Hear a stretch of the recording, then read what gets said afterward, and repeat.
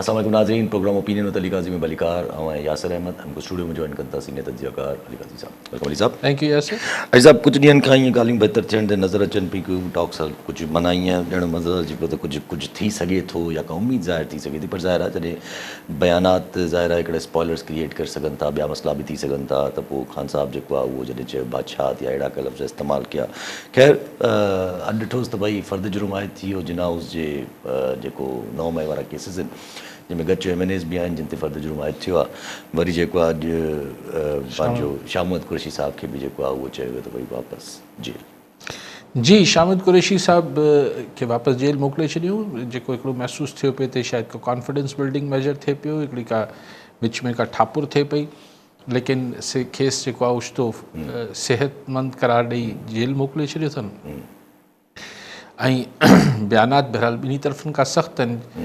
जेको अॼु अमीन गंडापुर बि निकिरी करे चयो ख़ान सां मुलाक़ात खां पोइ त भई मूं त चयोमांनि त बहितर करे वठो मामलात, पर ख़ान साहब चए थो त ॿिए लफ़्ज़नि में दड़का मूंखे ॾिनई त भई तूं मूंखे डील लाइ छो थो राज़ी करीं। ॾिसी इशू उहो ई आहे त अगरि ही असाब जी जेका जंग आहे हिन में अॼु खां महीनो पहिरीं ताईं ख़ान जेको आहे through the public opinion dominate करे रहियो हो, हिकिड़ो हावी नज़र आयो पिए त जेका लोकल हिकिड़ी मतिलबु पाकिस्तान जे अंदरि जेका राय आम आहे उन में बि ख़ान जो ग्राफ मथे हो, ऐं जेका इंटरनेशनल सूरतहाल बि ठही पए, अमेरिका में कांग्रेसमैन, हिते बरतानिया जा मेंबर ऑफ पार्लियामेंट, ही सभु जेको माहौल जुड़ियो पिए त महसूसु इहो थियो पियो त ख़ान जेको आहे ख़ान खे कंसेशन मिलंदो ऐं ख़ान सां हिकिड़ी इज़त भरी डील वर्कआउट थींदी। लेकिन पोइ ही विच में जेको इंडिया पाकिस्तान वारो मामिलो थियो, जंहिंखां पोइ ऑफकोर्स असांजी इस्टेब्लिशमेंट ऐं डिफेंस पर्पज़ ऐं हीअ सभु शयूं जेके थियूं त हिकिड़ी नओं माहौल जुड़ी वियो आहे। हाणे नओं माहौल ज़ाहिर एतिरो जल्दी त डाइल्यूट कोन थींदो, ऐं जेको मुस्तक़िल इहो चयो पियो वञे, ॿुधायो पियो वञे, हुननि जा हुतां बि बॉर्डर जे परे पासे खां बि इहे तज़िया थियनि था, ख़ुदि हितां पाकिस्तान मां बि अक्सर माण्हू तज़ियो कनि था, ख़ुदि ख़ान चए थो त ॿीहर मोदी को एडवेंचरिज़म करे सघे थो, त लिहाज़ा जॾहिं जंग हुजे ऐं जंग जहिड़ो जंग थियण जो ख़दशो हुजे त ऑफकोर्स पोइ हिकु डिफेंस यानी ज़ाहिर सिक्योरिटी अपरेटस असांजी इस्टेब्लिशमेंट ऐं हुननि जेको परफॉर्म कयो हिन इंडिया जे ख़िलाफ़ु, त ज़ाहिर ख़ुदि DG ISPR चवाणी त हिकिड़ो इमेज तमामु मथे वियो आहे। त हाणे हिन महिल जेको लोकल पॉलिटिकल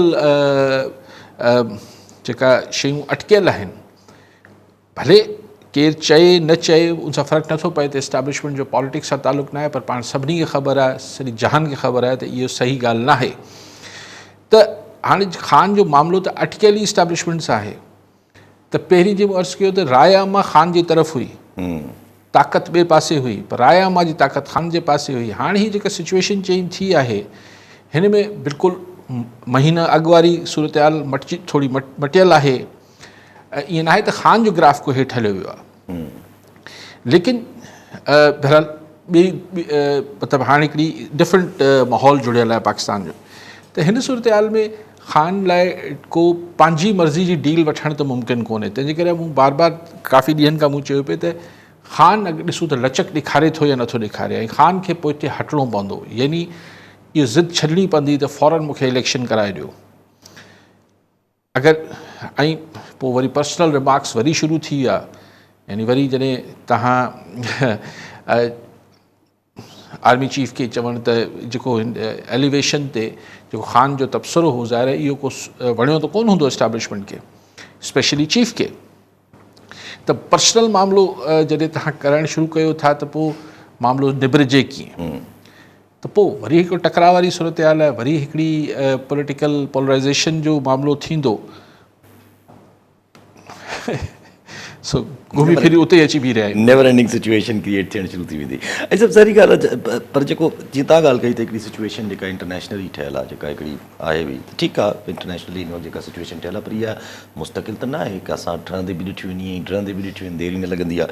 पर उन जी बेसिस ते जीअं नंढी ॻाल्हि रखिजे, कल्ह सेठी साहब बि इहा ॻाल्हि कई त जब आपको वो तबसरे में चाहिए आता, जब ओहदे मिलते हैं तो फिर कभी कभी होता है कि ऐसा गुमान आ जाता है कि फिर आप दूसरे एडवेंचरिज्म भी करने शुरू हो जाते हैं। तो काथे काथे ये ॻाल्हियूं बि त हलनि थियूं न पियूं त जेको नयूं कॉन्स्पिरसी अचनि थियूं पियूं, PTI जा पंहिंजा माण्हू चवनि था पिया त भई असांजा सॼा 60-70 MNAs वञनि था पिया जेल, डिस्क्वालीफाई थियनि था पिया, नई इलेक्शंस ॿियूं इलेक्शंस थियनि थियूं, उन्हनि ते पीपुल्स पार्टी खां रिलायंस हटिजे थी, इहे कॉन्स्पिरसियूं थियनि थियूं पियूं। जी कॉन्स्पिरसी थ्योरीज़ त काफ़ी अरसे खां हलनि थियूं। ख़ुदि अगरि पीपल्स पार्टी ते हींअर हुकूमत टिकियल आहे पीपल्स पार्टी जी हिमायत ते, पर अगरि जीअं ही कॉन्स्पिरसी थ्योरी जंहिंजो तव्हां ज़िक्र कयो पिया, साज़िशी थ्योरी, त भई अगरि 50-60 MNA PTI जा खे सज़ा थी वञे त हू ज़ाहिर नाहिल थी वेंदा त सीटूं ख़ाली थी वेंदियूं त हुन ते ॿीहर इलेक्शन थींदा। ऐं असां वटि तव्हांखे ख़बर आहे मुनसिफ़ाणी इलेक्शन थींदी आहे, तमामु घणी फेयर इलेक्शन थींदी आहे, त ज़ाहिर PTI खे त वोट कोन मिलंदा। माना शायदि 8 फरवरी खां बि वधीक मुनसिफ़ाणी थियनि, 8 फरवरी ते त तमामु मुनसिफ़ाणी थी सघे थो, हिन दफ़े चयो वञे थो उनखां बि मुनसिफ़ाणियूं थींदियूं, उनखां बि शफ़ाफ़ थींदियूं। त अगरि उनखां बि शफ़ाफ़ थियूं त ज़ाहिर PTI त कोन खटींदी त ज़ाहिर हुकूमत जा हामी खटींदा। हाणे हुकूमत जा हामी खटींदा त ज़ाहिर पोइ नवाज़ लीग खे पीपल्स पार्टी जी जेका मुहताजी आहे शहबाज हुकूमत खे, उहो ख़तमु थी वेंदी। हाणे लेकिन 2 टे सुवाल। पहिरियों सुवाल इहो आहे त ही केस हले थो मिलिट्री कोर्ट्स में। हाणे छा फ़ौजी अदालतूं सिटिंग MNAs खे सज़ाऊं ॾींदी? इहो सुवाल आहे। दुनिया, यूरोपियन यूनियन जिन्हनि खे वॾो तहफ़ुज़ात आहिनि, हू उन्हनि खे किथे कंदो? ॿियो इहो आहे त पीपल्स पार्टी जा ही सभु कुझु थींदे ॾिसंदी त उहा बसि माठ करे वेही रहंदी त भई भले असांखे तव्हां कमज़ोर कयो। हीअ त टेक्निकली सिर्फ़ु PTI त कमज़ोर कोन थींदी, ऑब्वियसली त पीपल्स पार्टी जो बि सॼो पूरो हिकिड़ो लेवरेज मरी वेंदो पीपल्स त पार्टी। जेको तवाज़ुन पीपल्स पार्टी इस्लामाबाद में क्रिएट करे वेठी आहे, उहो तवाज़ुन त बिगड़जी वेंदो, पीपल्स पार्टी जे हक़ में न रहंदो, नवाज़ लीग जे हक़ में हलियो वेंदो, त छा पीपल्स पार्टी माठ करे वेहंदी? ऐं पोइ जॾहिं तव्हां अहिड़ा तजुर्बा कंदा आहियो त तव्हां बेसिकली स्टेटस को खे टोड़ींदा आहियो। त जॾहिं स्टेटस को टुटंदो आहे पोइ सिचुएशन किथे वञी सघे, किथे वञी सघे थी। कॉलर सां गॾु नूर अली चांग, शाहपुर चाकर मां। जी चांग साहब, छा चवणु चाहींदा? हेलो जी साईं। साईं नूर अली चांग ॻाल्हायां थो, काजी साहब शाहपुर चाकर मां। जी साईं। साईं मुंहिंजो सवाल आहे तव्हां खां त असांजे सिंध में, बल्कि असांजे ज़िले सांगड़ में, असांजे शाहपुर चाकर में जेके बि स्कूल आहिनि उहे सफ़ा बर्बाद लॻा पिया आहिनि। असांजा ॿार सिरनि ते वेही पढ़नि वेठा, ऐं हीअ चवंदा त असां सिंध खे सोन करे छॾियो आहे, असांजे स्कूलनि ते लाइ एतिरा फंड रखिया आहिनि, भई वॾो ज़ुल्म आहे सिंध सां साईं। ठीकु आहे साईं। सही, हिन में त को शक न आहे त असांजे स्कूलनि जो जेको हाल थियल आहे, तालीम जो जेको हाल आहे, उहो त ॾाढो पैथेटिक आहे, ॾाढो अफ़सोस ऐं मतिलबु तर्स जोॻो आहे। ख़ुदि सरकारी स्कूलनि जो त इहो हाल आहे, पर प्राइवेट स्कूलनि जी बि जेका हिकिड़ी भरमार हर घिटी पाड़े में 100-200 गज़ जे घर में जेको आहे स्कूल खुलियल आहिनि, उते बि को तालीम को बसि नाले जा निजी स्कूल आहिनि, बाक़ी त हुन में को बि अहिड़ी क्वालिटी एजुकेशन त न पई ॾिजे। उते बि एजुकेशन डिपार्टमेंट जो रोल ठहे थो त उनखे रेगुलेट करे ॾिसे छा आहे छा न आहे, उहो बि ख़ैरु लॻो पियो आहे। सो असांजे तदरीसी किताब नथा मिलनि माण्हुनि खे। असां वटि जेको आहे पोइ सिर्फ़ु ही हेठियां स्कूल्स न आहिनि, तव्हांजे कॉलेजिस मतिलबु तव्हांजे बोर्ड्स जेके आहिनि उन में करप्शन, ठेकनि ते बोर्ड वञनि था त कंहिंखे केतिरी परसेंटेज मिलणी आहे, बोर्ड्स जो हाल तव्हांजे साम्हूं आहे। पोइ तव्हांजे साम्हूं यूनिवर्सिटीज़ जो हाल आहे।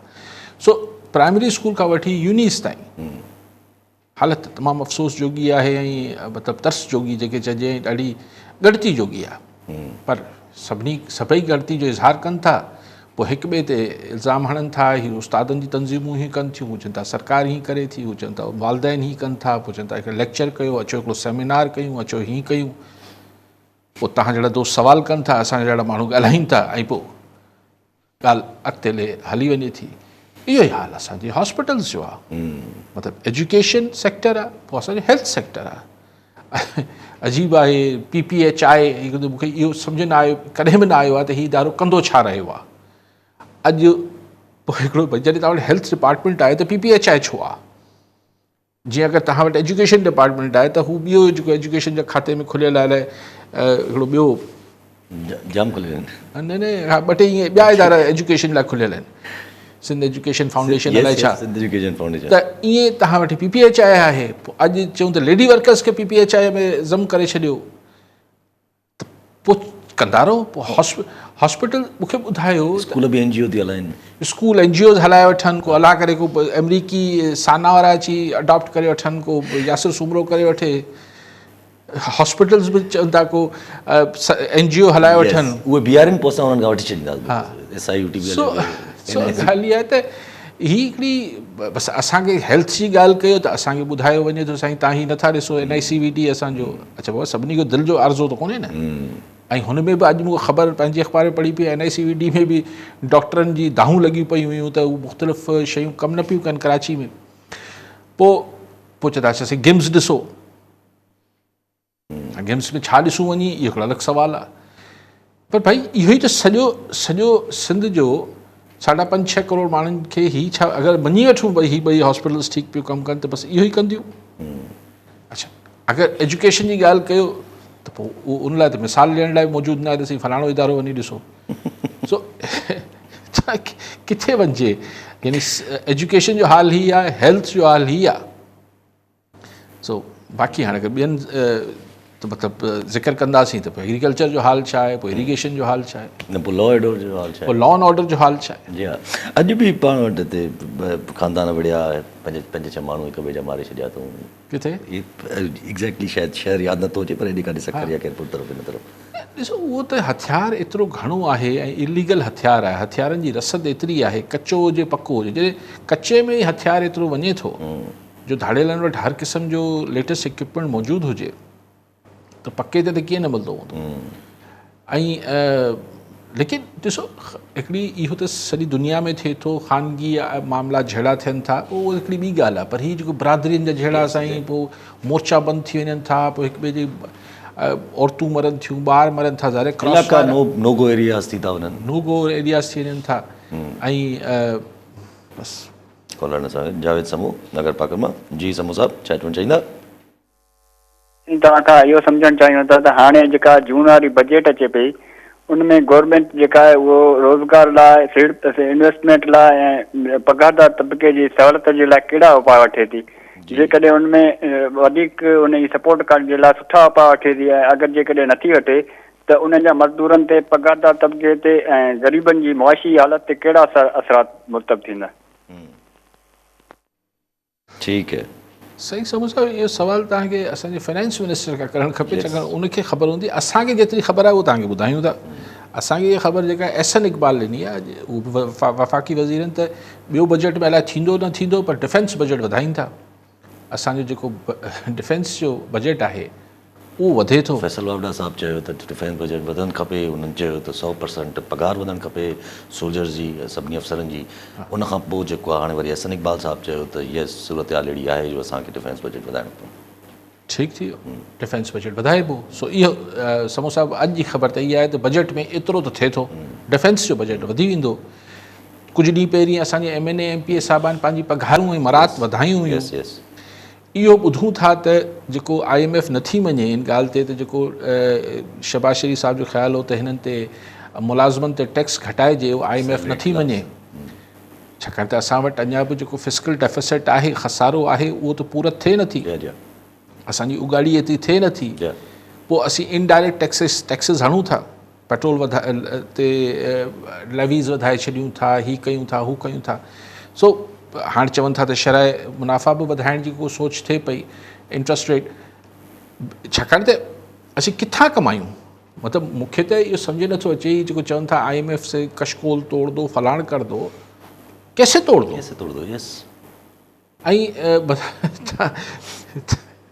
सो बसि ॿी ख़बर मूंखे न आहे। जेका तव्हां पुछो था सही मज़दूरनि लाइ छा थींदो, आवाम लाइ छा थींदो, आवाम लाइ हीअ जेको अंग अखर हूंदा, पोइ हीअं थी वियो। हाणे सूरत में 50-50, 40-45% त सिर्फ़ु ADP जो ख़र्च ई नथो थिए, न वफ़ाक़ी हुकूमत कयो आहे, न हिन दफ़े सिंध सरकार कयो आहे।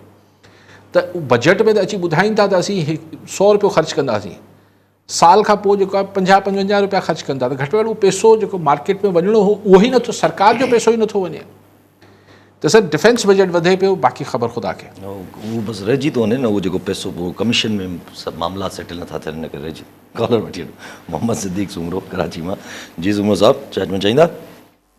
साईं अर्ज़ु इहो आहे त हाणे थोरी देरि पहिरीं एजुकेशन जे सिलसिले में ॻाल्हि कई त उन सिलसिले में अर्ज़ु इहो त अॼु जेको आहे सो डॉक्टर्स जी मेडिकल ऑफिसर जी जेका छा टेस्ट हुई त हाणे सम्झ में नथो अचे त जेके ॿार नंढे हूंदे खां पढ़िया वरी आया फर्स्ट ईयर इंटर कया आहिनि वरी एमकेट कनि था उन ते हज़ार रुपया ख़र्च थियनि था उन खां पोइ जेके यूनिवर्सिटियूं आहिनि प्राइवेट यूनिवर्सिटियूं थी आहिनि उहे लखा रुपया 15-20 लख रुपया हिकिड़ो वठे थो उन खां पोइ 5 साल हू कनि था साल हाउस जॉब कनि था उन खां पोइ हींअर हज़ारे ॿार आहिनि सीटूं 300 200 300 आहिनि हाणे एतिरा इन्हनि ॿारनि जो छा इमेज ठहियो करोड़ो रुपया उन्हनि ते ख़र्च कनि था ख़ासि तौर ते जेके शागिर्द आहिनि उन्हनि वीचारनि कहिड़ो ॾोह कयो कहिड़ो अज़ाब आहे हिन मुल्क में उन्हनि माण्हुनि जे लाइ ख़ानदाननि जे लाइ उन्हनि न्याणियुनि जे लाइ उनजी सोच में छा ईंदो आख़िर ही छा थिए थो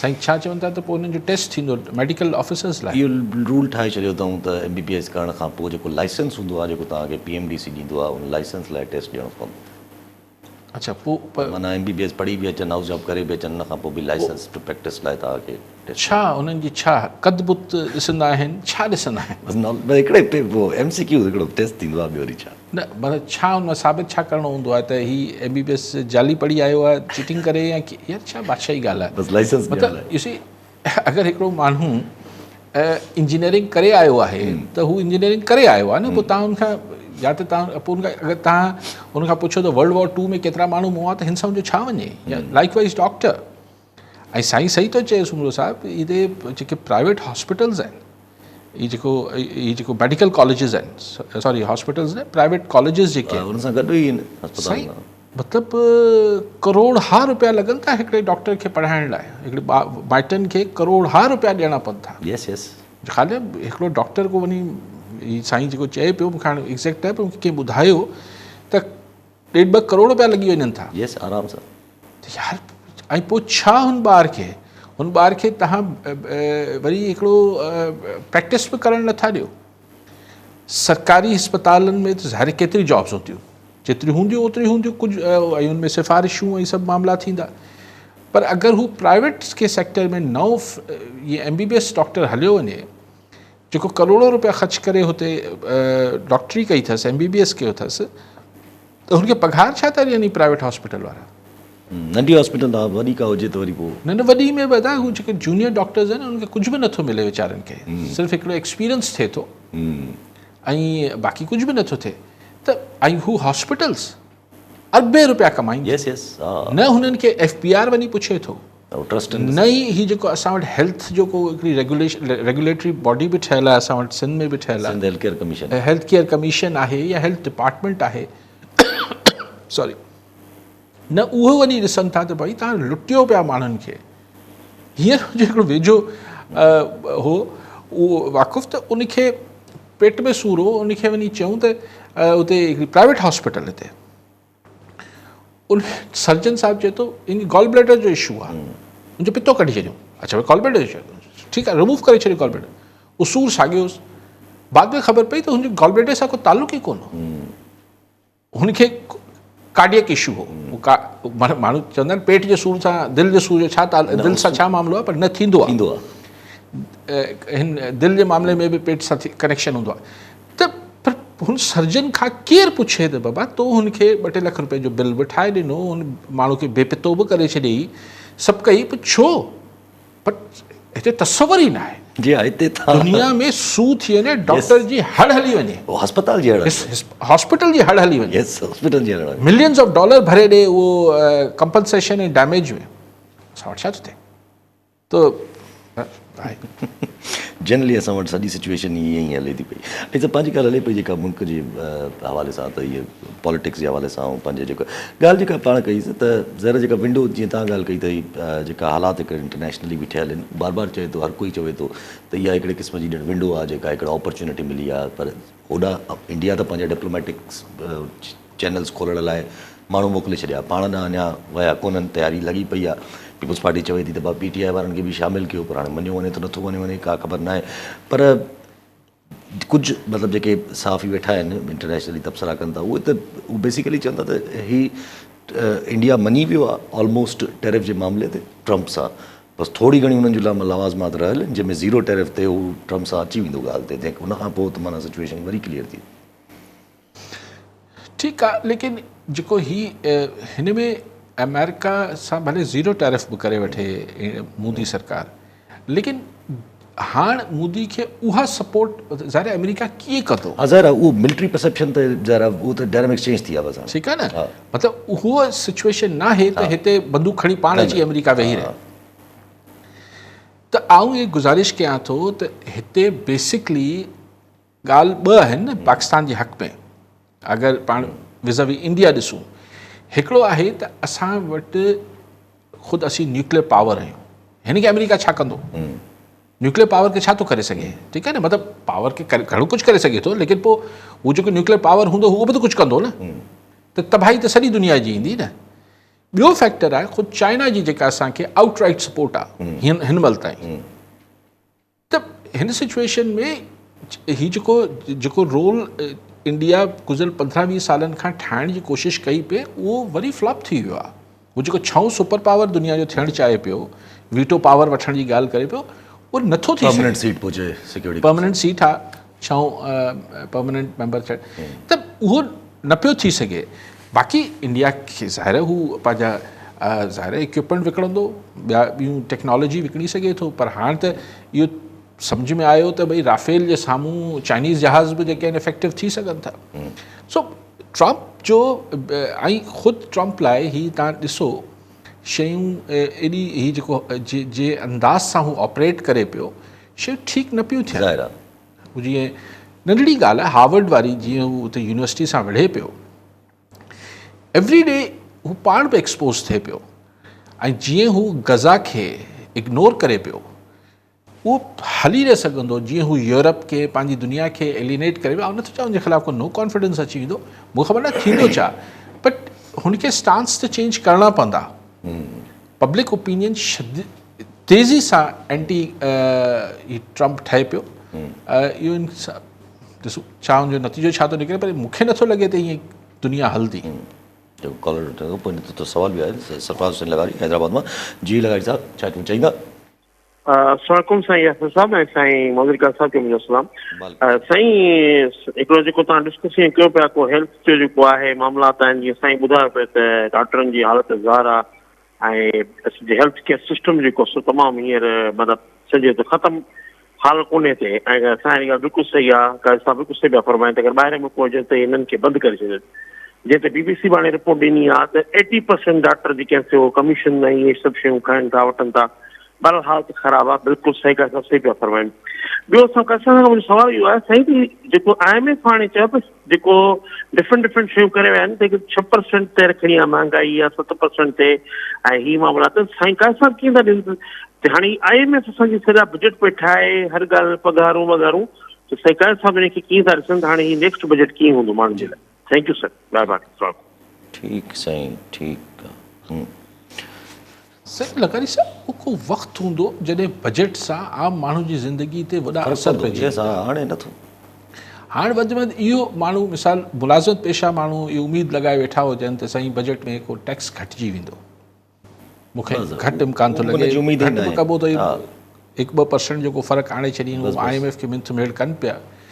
बाक़ी छा फ़र्क़ु पवंदो आहे आम माण्हू खे? ही टैक्स स्लैब्स चेंज थींदा, एडवांस टैक्सिस डिफरेंट थी वेंदा, वेल्थ टैक्स जी कंदा, प्रॉपर्टी जी वैल्यूएशन जे जेको ही हिकिड़े तबिके खे ही सभु शयूं असरु कंदियूं आहिनि बजट, पर आम माण्हू खे त फ़र्क़ु इहो पए थो त ओचितो पेट्रोल जेको आहे दुनिया में 10 रुपया सस्तो थिए थो, असां वटि उहो 10 रुपया महांगो थी वञे थो। मिसाल बिजली महांगी थी वञे थी, गैस महांगी थी वञे थी। हिन टाइप जी शयूं जेके आहिनि उहो बेसिकली आम माण्हू खे ऐं हुन लाइ बजट थोरी ज़रूरी आहे। 365 ॾींहं बजट हले थो। एग्रीकल्चर टैक्स उहो बि सिंध ते हणी छॾियो अथनि, उहो लामुहाला सिंध जे माण्हुनि खे आबादगार तबिके खे हिकिड़ो ॿियो ॾचो आहे। उहो चवनि था इन साल उगाड़ी थींदी, SRB कंदी, पर हाणे ठीकु आहे आस्ते हींअर ज़मींदारनि जी ई इन्फ्लुएंस हुकूमत आहे त किथे न किथे कीअं हिन खे डॉक्यूमेंटेड कीअं कंदा एग्रीकल्चर ज़रात जे असांजे शोबे खे, ऐं जेका हालत आहे एग्ज़ैक्टली भई तव्हां ही त ॾिसो अजीब ॻाल्हि आहे न। कीअं असेसमेंट कीअं थींदी, इनकम जी असेसमेंट कीअं थींदी। मिसाल अगरि इनकम जी असेसमेंट फिक्स कंदा त पोइ त हिते ज़्यादती थींदी। मिसाल अगरि इनकम टैक्स SRB वारा, सिंध रेवेन्यू बोर्ड वारा, अगरि अची चवनि था त बाबा ही एकड़ ते तव्हां कणिक पोखी, कणिक मिसाल 220 रुपया तव्हां जेको आहे हिन जो मण ते रेट हो, तव्हां वटि 10 मण लथा त तव्हां मल्टीप्लाई करे 22,000 तकरीबन 22,000 चए, ठीकु आहे, वॉट एवर 22,000 ईअं झले वठूं था। हाणे आबादगार चए थो त बाबा न ई मूंखे 220 रुपया मिलिया, मूंखे त 170 रुपया मिलिया, प्लस तव्हां चओ था 10 मण लथा मुंहिंजी एकड़ ते, त हीअं थियो, बरसाति थी, अलफ थियो, पाणी न हो, मतिलबु कीड़ो जेको बि XYZ थियो, मूं वटि लथा ई 6 मण आहिनि। This will be a real, ही पहिरीं त हिनखे पहिरीं हिकिड़ी सोसाइटी खे डॉक्यूमेंट त कनि। तव्हां अॼु ताईं ढल, आबियाना ऐं उशर जेके आहिनि तपेदारनि जे थ्रू वसूल कंदा रहिया आहियो, ऐं उहो कीअं वसूली थींदी रही आहे पाण खे ख़बर आहे। पाण ॿई त ज़मीनदार, आऊं त न आहियां, तव्हां आहियो छा? न। अच्छा, पर जेतिरी सम्झ आहे उनमें इहा त ही त को हिकु डॉक्यूमेंटेड सोसाइटी ई न आहे। पोइ इहो आहे त तव्हां भई तव्हां, अच्छा ॿी ॻाल्हि हूंदी आहे गोशवारे में जेको तव्हां इनकम टैक्स जमा कराईंदा आहियो त तव्हांजो ख़र्चु केतिरो थियो। हाणे इनकम टैक्स ऑफिसर जेको आहे या SRB वारो, हू चवंदो साईं तव्हां मिसाल 1000 रुपए जी बोरी यूरिया जी इस्तेमालु कई आहे, तव्हां कीअं था लिखो हिन में 1400 रुपया, हुजे त बाबा मूं वरिती 1400 में आहे, छा ब्लैक में आहे? चओ उहो त कोन मञींदुसि, तव्हां ब्लैक में छो वरिती, तमाशा आहिनि। ईअं ई तमाशा कंटिन्यू रहंदा। साईं बाक़ी त बजट जी ॻाल्हि साईं कई, पंहिंजी ॻाल्हि जेका हले पई इन हवाले सां जेको इंडिया जे ऐं सॼे हवाले सां ज़ाहिर हिन वक़्तु ज़ाहिर मिलिटरीली वाइज़ त तव्हां ॻाल्हि कई त इंडिया ज़ाहिर सुबकी आयल आहे, त उहो हिकिड़ो रिपोर्ट्स बि अचनि थियूं त भई त मिलिट्री डायनामिक्स हाणे हिन खिते जा चेंज थियणा आहिनि, इहो जेका विच में हली वई पूरी इल्यूजन त इंडिया कोई पावरफुल आहे, उहो न आहे रहियो।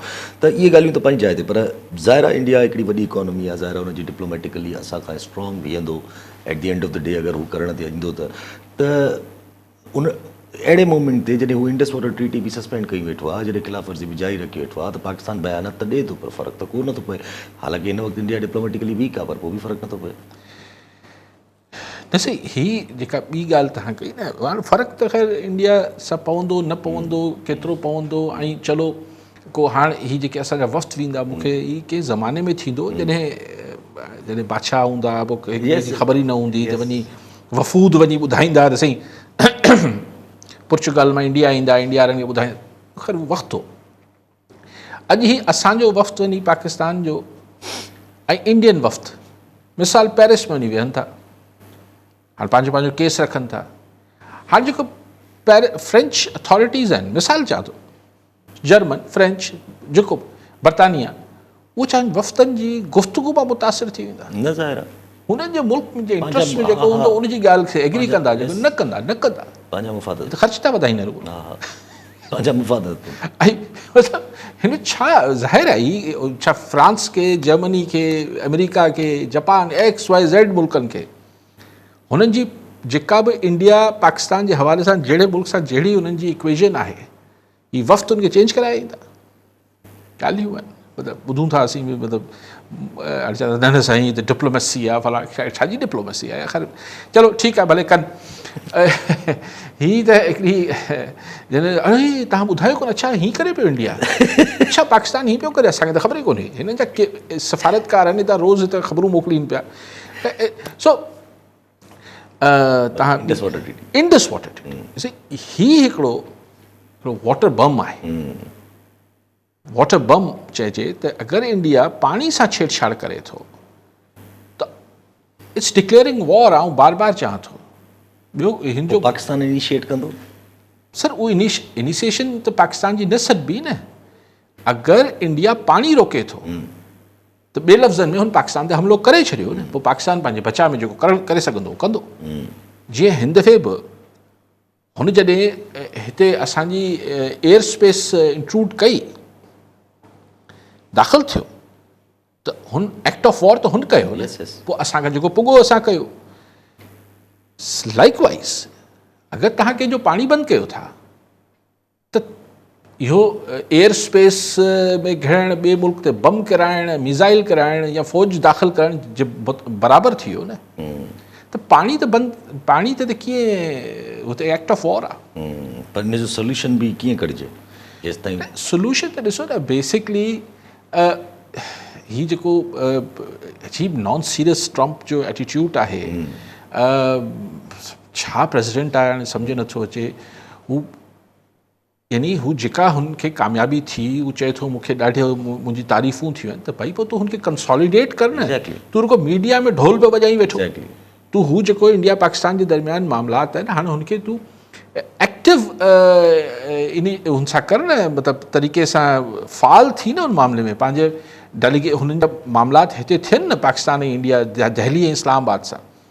बसि त ढोल वॼाइणो पूरो आहे। अच्छा, ऐं इंडिया चए थो त बकवास थो करे, असां टैकड़ी कराई कोन्हे, मञे ई नथो। सिचुएशन विच ते फासी थी पई हेॾो बि अची।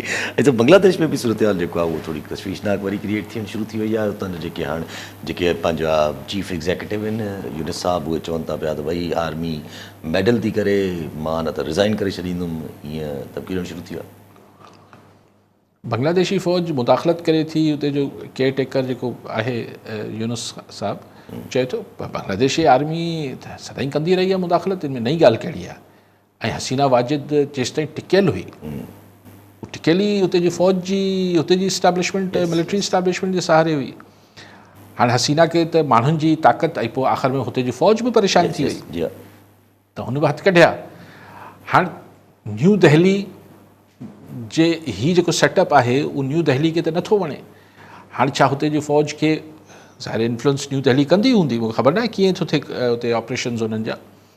त मूंखे त हैरत न थींदी त बांग्लादेश में अगरि मार्शल लॉ लॻी वियो, सिर्फ़ु हुते जा फ़ौजी हुकुमरान, जेके फ़ौजी लीडरशिप आहे, उहा अगरि ढिजंदी हूंदी या हींअर ताईं लवाए पई, त पब्लिक जेका हेठि आहे, हुन जेको हीअं ताज़ो ताज़ो मिसाल पैदा कयो आहे, त उहे 300-400 माण्हू माराए छॾीनि था पंहिंजा, पर पहुचे नथा हटनि।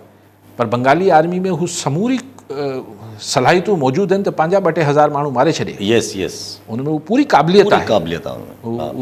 मुल्क क़ौम लाइ पंहिंजा ई माण्हू मारण में देरि न कंदा। सो मूंखे त हैरत न थींदी त हुते को अगरि टेक ओवर थी वञे, अगरि इंडियन इन्फ्लुएंस आहे, इंडियन सपोर्ट हुजे। लेकिन बांग्लादेश में चाइनीज़ इन्फ्लुएंस वधियो आहे, ऐं चाइना जे इन्फ्लुएंस खां पोइ पाकिस्तान जी बि हुते थोरी बहुत कनेक्शन्स ठहिया, इक्वेशन्स बहितर थियूं आहिनि। तंहिंजे करे आर्मी खे इहे प्रॉब्लम्स, ऐं ज़ाहिर हुते थिया आहिनि त हुते जी आर्मी सां बि मामलात चाइना जा ऐं पाकिस्तान जा बहितर थिया हूंदा। त ॾिसूं, बट हुते जी जनरल्स खे एम्बिशियस त इलाही आहिनि, हू बि टेक ओवर करण ऐं हर पंहिंजी मुदाख़लत हर शइ में करण जा आदी आहिनि पुराणा। सो मार्शल लॉ लॻी वञे बांग्लादेश, मूंखे त हैरत न थींदी। पर उहो उनजो बैकिंग, इलेक्शन ई नथा कराइनि न, नथा कराइनि, मतिलबु मज़ो अची वियो आहे न। जी हा, भई ठीकु आहे, उहा हसीना वजह हली वई, हाणे इलेक्शन करायो न। बकाया पार्टीज़ बि कॉन्स्टेंटली डिमांड कंदी हुई इलेक्शन। पर बांग्लादेश में इहो पहिरीं बि हिकिड़ो दफ़ो थियो आहे, जेको ढाका फॉर्मूला हो, त साल खनि लाइ सुप्रीम कोर्ट जो चीफ जस्टिस हुते चढ़ी वेही रहियो। उनजो ई भउ अॼु ज़ाहिर कनि था जेके स्टूडेंट यूथ आहिनि, जेको हिन जी पार्टी आहे, उहे चवनि था पिया त असांखे भउ आहे त इहो साॻियो 2002 अलाए 1 वारो जेको फॉर्मूलो आहे, इहो वापसि थो अचे। मतलब टेक्नोक्रेट्स को हाणे विहारे छॾींदा। बिल्कुलु हिननि अहिड़े मुल्कनि लाइ इहो हमेशह ख़दशो रहे थो। ऐं लेकिन हिन दफ़े सिर्फ़ु स्टूडेंट्स न, पर ख़ालिदा ज़िया पाण बि ख़ैर हाणे कुराड़ी थी वई आहे, बुज़ुर्ग थी वई आहे, पर मुंहिंजे ख़्याल जमात इस्लामी ही सभु पार्टियूं जेके हसीना वाजिद मां बेज़ार हुयूं, अगरि टेक ओवर थियो त ही सभु बि वढ़ंदा पोइ। ज़ाहिर हूअं ई बेज़ार लॻा पिया आहिनि। ऐं सभु पंहिंजी ॻाल्हि जेका हाणे हिनखे जीअं तव्हां चओ त आदत आहे त बांग्लादेश में अंदरि त इहे कम गैर जमहूरी बि, त ज़ाहिर पाकिस्तान में बि थींदा रहंदा आहिनि अनफॉर्चुनेटली। त जेको इहो प्लान ॿाहिरि अचे थो पियो त 50-60 महीने से हो, छो जो इहा ख़बर बि हले थी पई त गंडापुर साहिबु अगरि IMF जे चूचा कई त गंडापुर साहिब खे चयो वियो आहे त भई तव्हां जेको आहे उहो हाणे वेंदव पोस्ट तां, माना ज़रा माना हो अची वेंदो गवर्नर राज ऐं सभु। त छा KP सिंध गवर्नर राज अचिणो आहे, अहिड़ी का ॻाल्हि थियणी आहे? शयूं जेसि ताईं पॉलिटिकली सॉल्व न कबियूं त पोइ इहे ई सोल्यूशन्स निकिरंदा। अगरि ॾिसो न, अगरि वाकई में KP being a federating unit, वफ़ाक़ जे हिकिड़े यूनिट तौरु अगरि ख़ैबर पख्तूनख्वा जवाबु ॾेई बीही रहंदो, असीं IMF जा शर्त नथा मञूं, त ज़ाहिर पोइ ऑप्शन, लेकिन गवर्नर रूल ख़ुदि को ऑप्शन कॉन्स्टिट्यूशनल एतिरो सवलो त कोन्हे उहो। साॻी रीति अगरि पीपल्स पार्टी खे बि फ़ारिग करिणो आहे त पोइ सिंध में बि चेंज ईंदी। सिर्फ़ु वफ़ाक़ मां त पीपल्स पार्टी खे फ़ारिग न कबो, पोइ मतिलबु पोइ सिंध त पोइ हिन सभिनी पार्टियुनि खे हिकिड़े ई वक़्त में सूबनि खे उहे बलूचिस्तान त तव्हां सां राज़ी थिए नथो, मतिलबु पब्लिक ओपिनियन जे हवाले सां। ऐं हीअ जेको ख़्वाजा साद रफ़ीक ॿोली ॻाल्हाइणी शुरू कई आहे त पंजाब ऐं हीअ सभु शयूं, त शयूं सुठियूं त मूंखे नज़र नथियूं अचनि, पर हाणे जो छा माहौल ठहंदो, कहिड़ा वाक़िया थींदा, कीअं थींदो ख़ुदा ख़बर, पर ये ऐसे कैसे कंपनी चलेगी। इंटरफेस ऑफ सही न आहे ज़ाहिर। ठीकु आहे साहब, वरी महिरबानी साहब। नाज़रीन, अॼु प्रोग्राम जो पूरो थियो, वरी ईंदड़ प्रोग्राम में दुआ में।